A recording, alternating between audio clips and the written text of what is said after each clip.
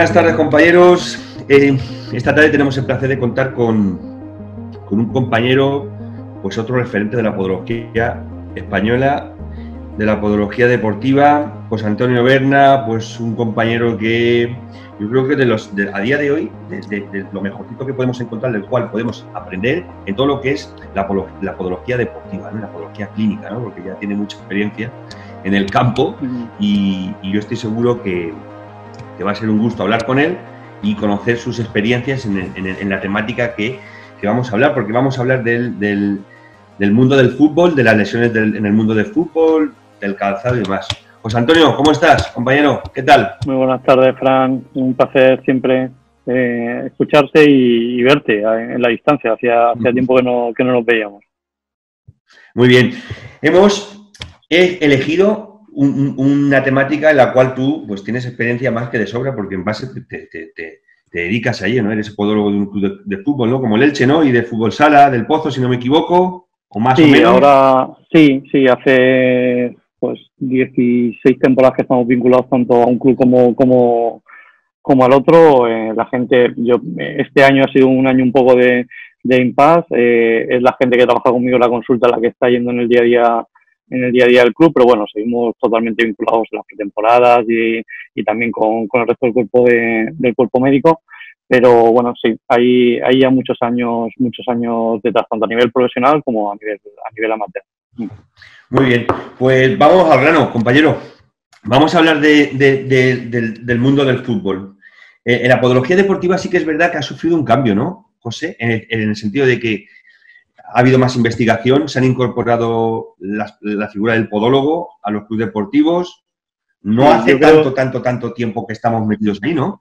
No hace tanto tiempo. De hecho, había muy poquitos clubes que tuvieran dentro de su cuerpo médico la figura del podólogo, pero sí que es cierto que en los últimos 5 o 6 años yo creo que la introducción del jefe de los servicios médicos como un médico deportivo ha tenido muy claro que a la hora de resolver los problemas, el futbolista, su herramienta de trabajo son los pies, con lo cual al final el que mejor conocía el pie y la biomecánica que se producía ahí era el podólogo. Entonces podía aportar una parte que hasta ahora no se aportaba y que el traumatólogo no controlaba, y que el jefe de los servicios médicos, que normalmente era un médico deportivo, tampoco tenía tanto conocimiento. Entonces yo creo que en esa búsqueda del equipo interdisciplinar, pues el podólogo ha ido ganando presencia y fuerza. Por ejemplo, en el club de fútbol somos 2 podólogos dentro de la estructura del cuerpo médico, lo cual, bueno, es ya un paso importante. Qué bien. Y José, cuando imagínate, claro, nos van a escuchar y van a ver la entrevista muchos compañeros que no tienen la suerte de haber trabajado con futbolistas profesionales, ¿no? De élite, amateur, o que no controlan tanto el mundo del fútbol, ¿no? Porque no es su especialidad o porque no se dedican tanto a ello, ¿no? Si pudiéramos decir, ¿cuáles son las lesiones más frecuentes que tú te encuentras cuando tratas a un futbolista profesional, tanto profesional como amateur? ¿Qué es lo que ves? Sí, a ver, es curioso porque en el día a día, lo que es una vez que ha pasado la pretemporada, lo que vamos haciendo en el día a día son quiropodias, que normalmente la gente que nos dedicamos a la parte biomecánica de la podología, en la clínica no hacemos tanto, ¿no? Pero en cambio en el fútbol profesional, sobre todo en el día a día, lo que hacemos son quiropodias. O sea, yo siempre recuerdo que siempre digo que no nos podemos permitir que un jugador se pierda un partido porque un eloma le moleste en el quinto, o porque una onicocristosis le esté dando problemas. Entonces, en el día a día lo que hacemos es eso. Y fuera de eso, pues en pretemporada, pues sobre todo lo que es la cadena posterior. Sobrecargas en zona de gemelos, sóleo, tendón de Aquiles, fascitis plantar en pretemporada. Es lo que más solemos ver. Lo que es la parte biomecánica, lo que solemos trabajar con el adaptador va por ahí. Y conforme va avanzando ya la temporada, nos empezamos a encontrar mucha sobrecarga en la zona del antepié, zona de primer radio, zona de sextamoideos y zona de segundo y tercer metatarsiano. También suele ser una zona que hay que descargar conforme va pasando la temporada. Yo creo que en esos 2 bloques es donde se da.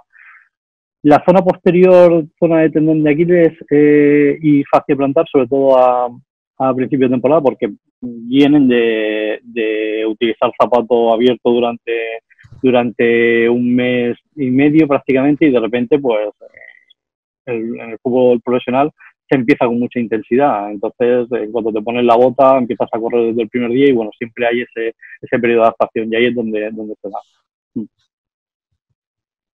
Y hablando ahora que has comentado el tema del calzado, ¿no? De la bota.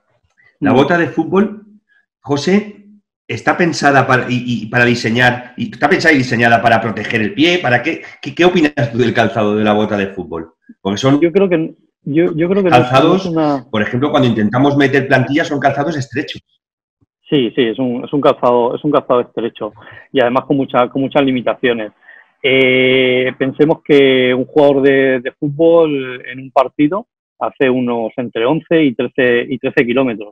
Es prácticamente lo que es una media maratón, y lo hace con un calzado que tiene muy poca altura de talón, no hay amortiguación prácticamente, encima la suela está llena de tacos, lo que comprime la zona de los metatarsianos. Entonces, claramente no es un calzado pensado para proteger al pie. Es un calzado que está pensado para el gesto deportivo que tiene que ejecutar, ¿vale? El taco tiene que hundirse en el césped para ganar estabilidad y así ser más rápido a la hora de golpear el balón, pero no es un calzado pensado para proteger el pie.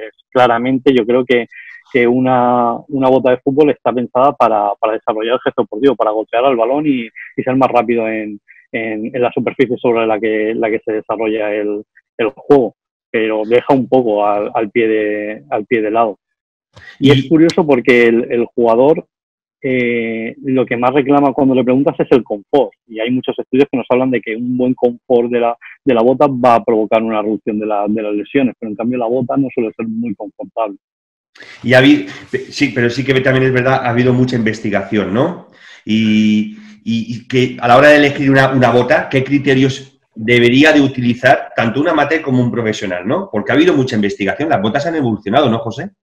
Sí, han evolucionado, pero si pensamos en botas de los años 70, en cuanto a la altura del talón, en cuanto a los materiales de amortiguación, las plantillas internas, no han cambiado tanto. Y lo que ha habido en investigación diciendo cómo tendría que ser una bota adecuada, luego tampoco se ha terminado de aplicar en el calzado. Entonces, bueno, no hay tanta diferencia entre lo que era bota de los años 70 a la de ahora. Ha evolucionado mucho lo que es el corte, lo que es el color de la bota, lo que es el diseño, ¿vale? Ahí sí que es cierto que ha evolucionado. Y en los últimos años sí que está empezando a entrar una parte biomecánica importante. Respecto a qué nos tenemos que fijar a la hora de elegir una bota, yo creo que hay un criterio claro, y es que la bota sea lo más confortable posible. Eso yo creo que tiene que primar sobre el resto. Y luego hay que fijarse en los tacos. Cada taco está preparado para una superficie de juego diferente, ¿vale? Nos encontramos sobre todo en niños que utilizan botas con pocos tacos para jugar sobre césped artificial, y eso está totalmente contraindicado, con lo cual, bueno, en clínica normalmente nos encontramos sobre todo en jugadores de las bases o en canteras o que empiezan a desarrollar patologías por sobrecarga que no deberían de estar en su edad. Y muchas veces se debe a una mala elección de la bota de fútbol. Entonces, lo importante es eso, que la bota se adecue al calzado, a la superficie sobre la que vamos a realizar el deporte, porque hay diferentes tipos de superficie. Ya no quedan muchos campos de tierra, pero hay campos de césped artificial de diferentes calidades, entonces la bota se tiene que adaptar a esas diferentes calidades, y luego está la bota profesional que se utiliza para el césped natural. Y luego otra cosa que nos tenemos que también fijar mucho es en lo que es la calidad de la bota. Cada marca tiene diferentes gamas, ¿no? Diferentes gamas de botas, desde una más amateur hasta una más profesional. Es importante también que, depende de nuestro nivel, nos adecuemos a esa gama de bota, porque la bota nos va a ofrecer lo que necesitamos. Y hay un tercer punto que a mí siempre me gusta destacar, que son los tacos. No es lo mismo buscar ser un jugador rápido, que vas a necesitar un taco más pequeño, más triangular, que se agarre en el suelo pero que te permita despegar al punto siguiente, que buscar una bota para golpear o para jugadores más estables que van a tener tacos un poco más profundos, un poco más grandes. Entonces yo creo que con esos tres criterios la elección de la bota puede ser adecuada. Estamos yendo a botas más con cortes sintéticos que con cortes de piel, ¿no? Que al final también una bota de piel se va a adaptar mejor a la morfología del pie, va a ceder y se va a adaptar. En cambio, el sintético le cuesta mucho adaptarse. Entonces, dedos en garra o con alus valgus va a ser mucho más difícil adaptarla a una bota sintética que a una bota de piel. Entonces, bueno, con esos criterios un poco se puede elegir correctamente la bota. Y estos cambios, José, que vemos, ¿no? Por ejemplo, mi hijo, cuando vamos a comprar a principio de temporada una bota, se encaprichan, como tú dices, ¿no? Con los colores, con las marcas, con la bota más psicodélica, ¿no? Hay algunas que llevan incluso, digo, porque muchas veces mi hijo me ha preguntado ¿para qué sirve esto? Y yo no le he sabido decir. Hay algunas que llevan en el corte hasta como una especie de salientes en forma de como una escama en el empeine. ¿Eso mola? ¿Es efectivo o qué pasa con eso?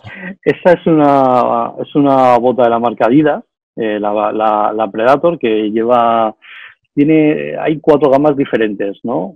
Hay 2 gamas que sí que llevan esos salientes, son 406 escamas, has utilizado la palabra que utilizan ellos también, y que sirve para que el balón se te adhiera a la bota y poder golpearlo con mucha más efectividad, para poder controlar, hablan ellos, la bota. Pero lo curioso es que las 2 gamas más económicas de esta bota, las escamas las llevan pintadas, no son salientes, sino que van pintadas. Tú ves la bota una al lado de otra de lejos y ves el mismo efecto, pero cuando la tocas ves que en una está pintada, o sea, no hay ningún efecto de golpeo del balón en la gama más económica, y en las otras 2 gamas sí que está definido esas 406 escamas que lleva esa bota.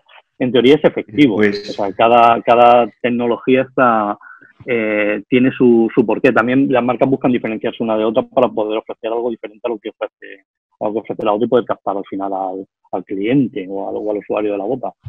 Bueno. Ya podré contestarle, amigo, sí. ¿Para qué sirve eso, no? Luego sí, José, que ¿tú has encontrado...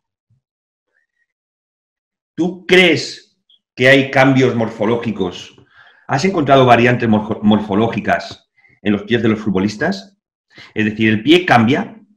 Sí, el pie cambia a lo largo de la temporada. De hecho, esa es una parte de mi tesis doctoral, que lo que estudié fue precisamente eso, ¿no? Ver cómo cambiaba. Si el pie era igual en dimensiones al principio de la temporada o al final.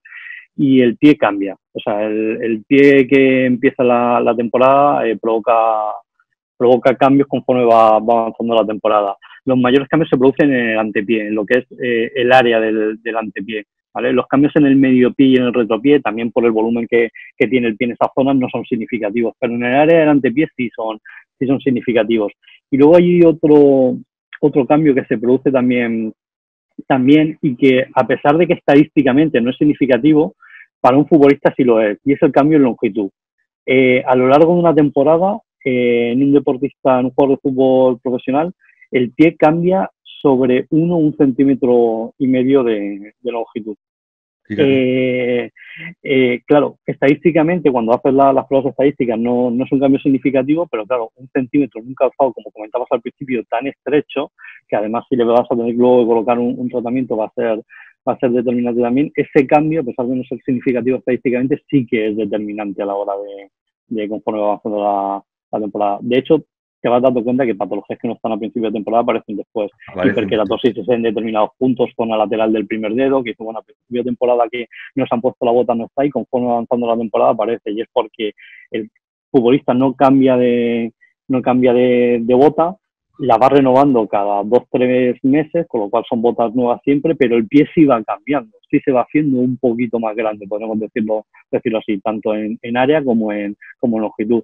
Y ese es un dato que tenemos que tener en cuenta. De hecho, las casas comerciales ya se han dado cuenta en los últimos años. Estamos empezando a ver tejidos mucho más elásticos en las botas de fútbol. Ya no el sintético ya no es algo rígido, sino que lleva una parte elástica, y cuando el jugador de fútbol mete el pie dentro de la bota, no solo se le adapta muy bien, sino que es capaz de ceder un poco. Esas botas que hemos visto todos en televisión con calcetín, que parece que sube un poco el calcetín, Sí, bueno, pues eso es un tejido elástico, que al principio los juegos yo pensaba, digo, bueno, esto va a ceder y luego no va a hacer nada, pero no cede, aguanta bastante bien el tiempo, tiene una calidad muy, muy alta, y esa elasticidad permite que se adapte y ajustar mejor esos cambios que se van produciendo a lo largo de la temporada. O sea que está cambiando también, está mejorando. y José,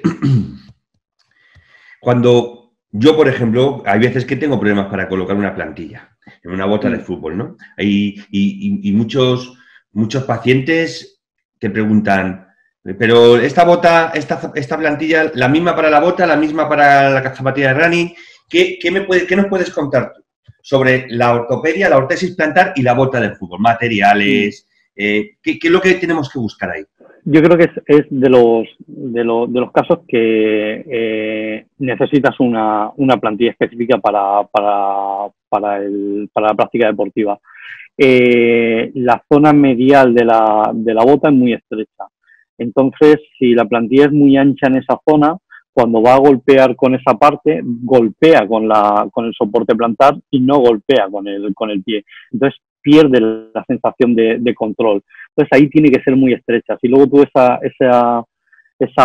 plantilla, ese soporte plantar, lo trasladas a una zapatilla de running, por ejemplo, se te va a quedar muy, muy estrecha, no te va a recoger bien todas las estructuras. Entonces, yo creo que es de los casos que claramente necesitas un soporte plantar específico para el fútbol, y a lo mejor para la calle y para correr puedes utilizar otro tipo de soporte plantar, pero ahí específicamente necesitas uno. También nos encontramos otro problema, sobre todo en las botas más económicas y en las de niño, y es que la plantilla de dentro no es extraíble. Eso nos ha pasado a todos, que nos ponemos a estirar y la plantilla no sale. En las profesionales todas llevan una plantilla de muy buena calidad que sale perfectamente y que tú puedes sustituir con tu soporte plantar, pero en las de niños no, con lo cual ahí la capacidad se reduce y hay que ajustar el material. Yo, cuando tengo que hacer una bota para un jugador de fútbol, prima el confort respecto a la durabilidad, ¿vale? O sea, si normalmente en running voy a utilizar un EVA, me permite un EVA de 4 o 5 milímetros o 3-4 milímetros, en la bota de fútbol me voy a ir a 1 o 2 milímetros, y eso es lo que va a permitir que entre perfectamente dentro del calzado.